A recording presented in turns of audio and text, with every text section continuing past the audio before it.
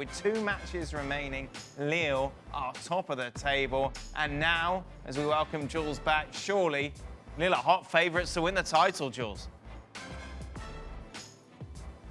Yeah, they are, Dan. I think they will win it now. They play Saint-Etienne, who are 11th in the table with nothing to play for, really. And then they play Angers, who are 12th in the last game of the season. Again, have nothing to play for. And I think Lille have been so resilient all season. They've been so good collectively and individually, with Burak Yilmaz especially, but others as well that have stepped up when needed, when the collective was maybe not as good as in other games. And I think that resilience will take them all the way now. Psychologically tonight, it's a huge weekend, huge day, because Lille will have so much confidence and such a big boost by PSG dropping points. And for PSG, I think the head was probably still at the Etihad and they didn't play well. They probably didn't even deserve a draw tonight. So I think we can very soon congratulate Lille for what would be an incredible achievement to win this Ligue 1 title. It's extraordinary, Jules. The fallout in Paris. Let's start off with the obvious question.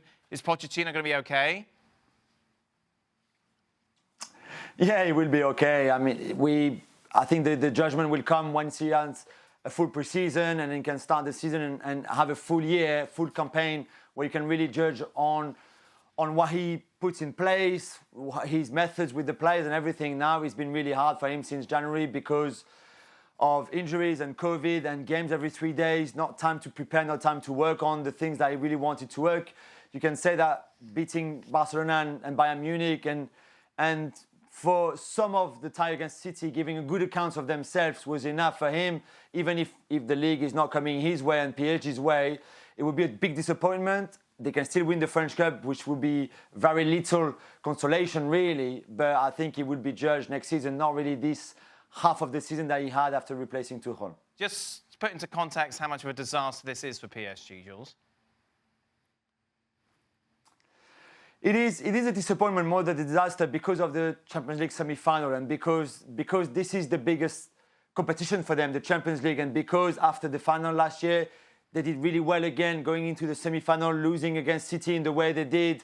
There's no shame in it at all, as we've been saying on the show. So that really compensated by the fact that they've been poor this season in Ligue 1. And yes, Lille have been great, and so have been Monaco and Lyon to a certain extent.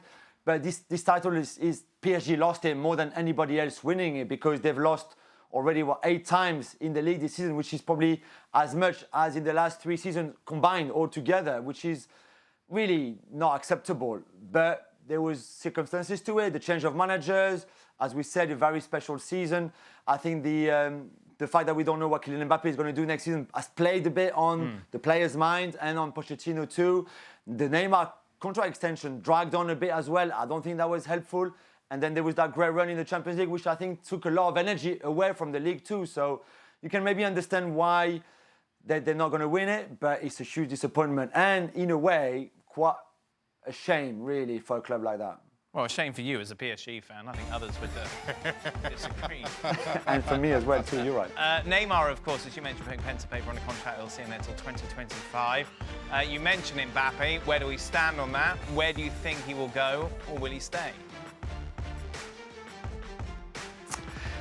It's the $1 million question, Dan. I mean, and to do quick, and we've talked a lot about it, but he can extend the contract, like PSG have offered him another 4-year deal with a huge pay rise that will take him around the similar money that Neymar is on, and we're talking around 35 million euros a year, which is a lot of money. He can not want to extend, but he also knows that no one can pay for him right now, not in transfer fee, not in those kind of wages either, not Real Madrid, not Liverpool. They don't have that kind of money unless they sell a lot of players, which is not going to be immediate, really. So he also knows that. The third option is to run down his contract. PSG won't be happy. They can't afford to let him go on a free in the summer 2022. But that might be better for Kylian, because he can have another year in Paris and try to win them the Champions League, which was always his objective.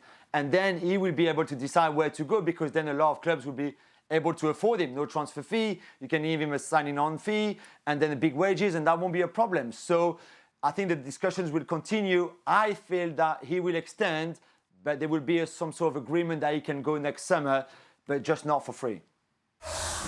Thanks so much for watching ESPN on YouTube. And for more sports highlights and analysis, be sure to download the ESPN app. And for premium content and live streaming, subscribe to ESPN+.